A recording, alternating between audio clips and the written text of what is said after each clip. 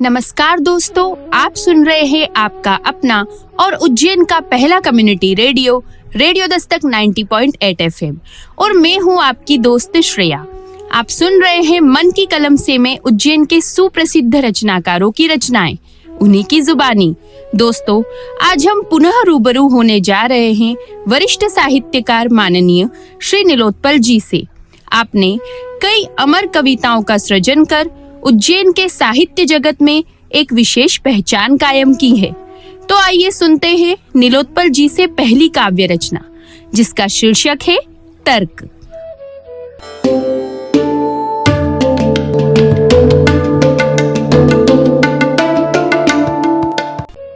Radio Dastak के श्रोताओं का स्वागत। मेरी अगली कविता है तर्क, जिसका पहला भाग। दुकानदार बोला प्रेम का मूल्य 2 जोड़ी कंबल से ज्यादा नहीं। दुकानदार बोला प्रेम का मूल्य 2 जोड़ी कंबल से ज्यादा नहीं। राजनीतिज्ञ ने कहा प्रेम का कोई पक्ष नहीं, वह सिर्फ एक आशंका है। धार्मिक ने कहा प्रेम आस्थाहीन है। धार्मिक ने कहा प्रेम आस्थाहीन है, जाओ अपने अंतिम में डूब जाओ। पतंगे ने कहा हर चाह एक मुक्ति है। पतंगे ने कहा हर चाह एक मुक्ति है। यह अप्रयास है कि मृत्यु का तर्क भी प्रेम से छोटा है। यह अप्रयास है कि मृत्यु का तर्क भी प्रेम से छोटा है। इसका दूसरा भाग। संत कहता है प्रभु की उपासना करो।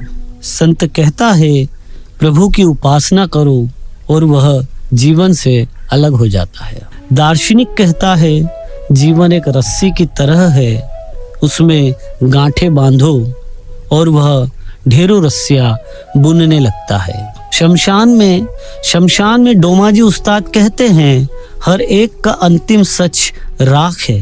शमशान में डोमाजी उस्ताद कहते हैं हर एक का अंतिम सच राख है और वह अमरता का बेकार ख्याल छोड़ देता है। संत और दार्शनिक जिस जीवन को बांधने लगते हैं, डोमाजी उस्ताद अंत में उसे खोल देते हैं। संत और दार्शनिक जिस जीवन को बांधने लगते हैं, डोमाजी उस्ताद अंत में उसे खोल देते हैं। शुक्रिया मित्रों।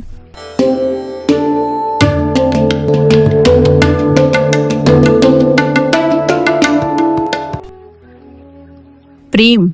दोस्तों, वाकई में प्रेम एक ऐसा शब्द है जिसका कोई तर्क नहीं दे सकता, ना ही उसे कोई बांध सकता है। दोस्तों, आप सुन रहे हैं आपका अपना और उज्जैन का पहला कम्युनिटी रेडियो दस्तक 90.8 FM। दोस्तों, नीलोत्पल जी की ये रचना प्रेम की सुंदर अभिव्यक्ति करती है। यदि इस दुनिया में किसी चीज का अंत नहीं है तो वो है प्रेम। प्रेम ही है जो अमर है और इसकी अमरता के पीछे कोई तर्क नहीं है। प्रेम की व्याख्या करती इस रचना के बाद आइए सुनते हैं अगली काव्य रचना, जिसका शीर्षक है बिल्किस बानो।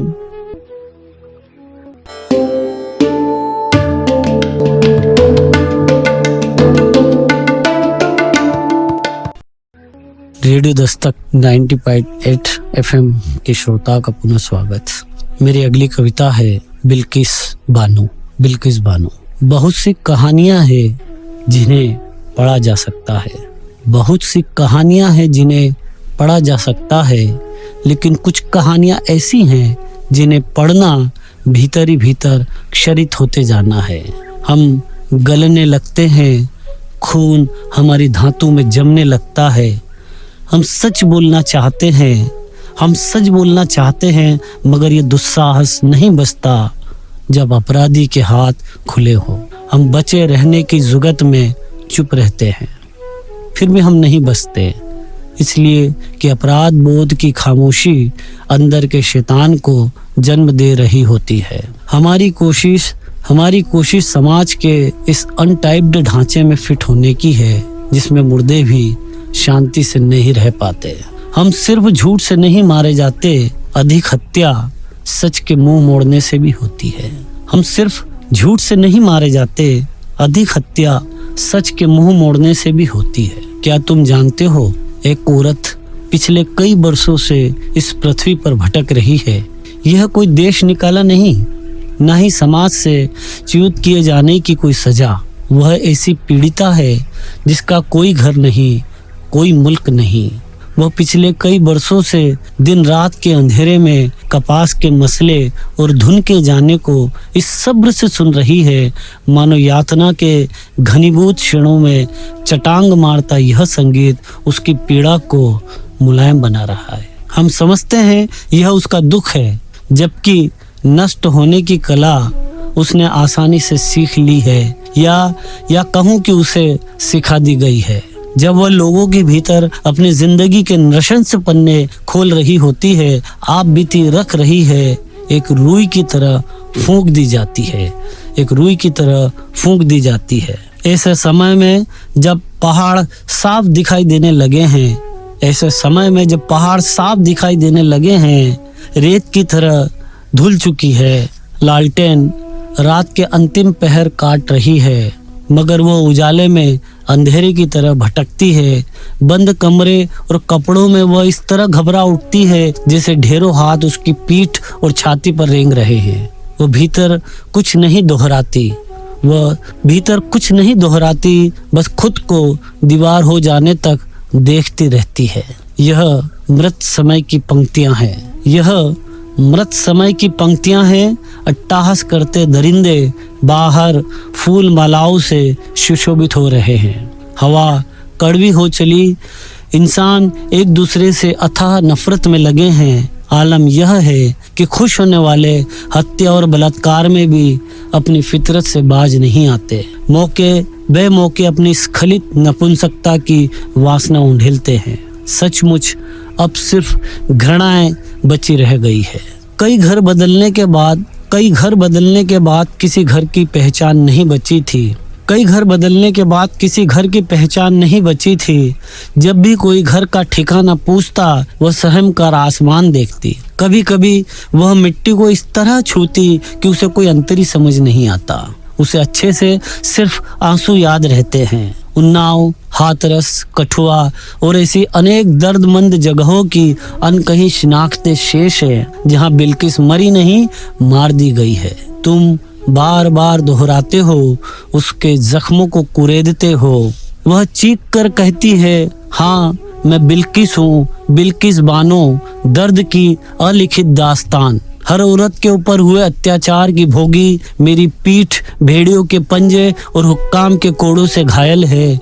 मेरा शरीर मर चुका है और आत्मा घायल।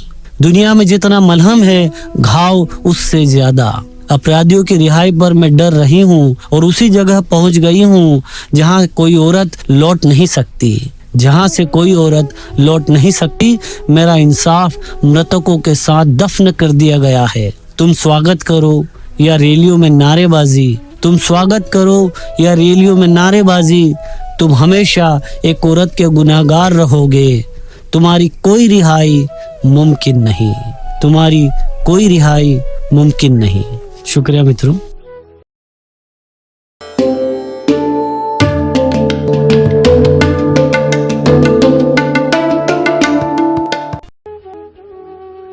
आप सुन रहे हैं आपका अपना और उज्जैन का पहला community radio Dastak 90.8 FM, Bilkis Bano. दोस्तों, सचमुच ये रचना हमारे हृदय में जाकर ये सवाल उठाती है कि हमारे इर्द गिर्द कई कहानियां आज भी चलती है जिनमें नारी जीवन की व्यथा है। हर कहानी के किरदार को ऐसी ही यातनाओं से गुजरना पड़ता है, मगर फिर भी अपराधियों की संख्या कम नहीं होती। दोस्तों, इस हृदय स्पर्शी रचना के बाद आइए सुनते हैं अगली रचना, जिसका शीर्षक है पीठ।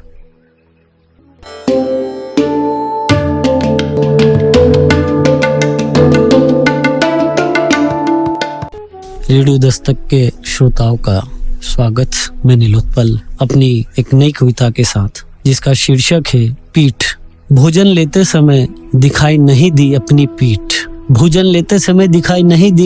पीठ। मैं पलट कर देखता हूँ, दिखाई देती है एक दूसरी ही पीठ, जिसका कोई नाम नहीं, टिकी है एक और पीठ से।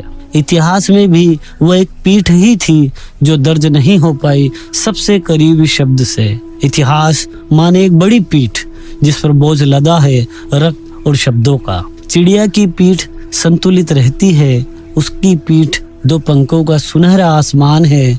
कविता में चिड़िया थी, पंख थे, पीठ नहीं। पीठ हमेशा पीछे की ओर होती है या उस ओर जहाँ देख नहीं पाते हम। पेड़ की कोई पीठ नहीं, पेड़ की कोई पीठ नहीं, पेड़ की पीठ हमारी पीठ है। हम कभी देख नहीं पाते पेड़ ने कहाँ टिकाई है अपनी पीठ। कुछ अवसरों पर पेड़ हमें पीठ ही दिखाई देता है, असावधान कुल्हाड़ी से बेपरवाह। इन सब के बावजूद पीठ पर लदी है समूची पृथ्वी और मुंह छुपाने के लिए पीठ की ओर ही होना होता है। अदृश्य पीठे कई चीजों का संतुलन है। बिना पीठ की आत्माएं हैं जिन्हें हम बिल्कुल नहीं जानते। शुक्रिया मित्रों।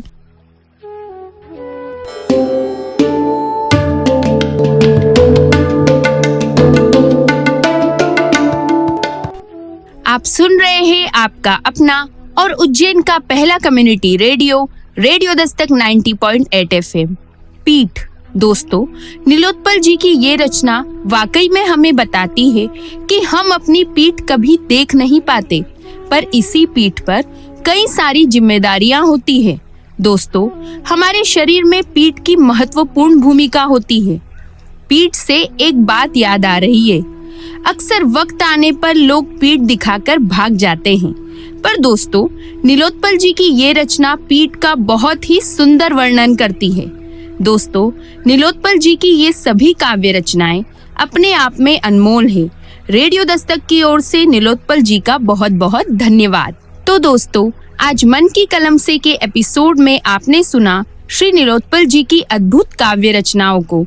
अगले एपिसोड में हम पुनः मिलेंगे नई रचनाओं के साथ। दोस्तों, हमें पूरी उम्मीद है कि आपको हमारा आज का ये कार्यक्रम बहुत पसंद आया होगा।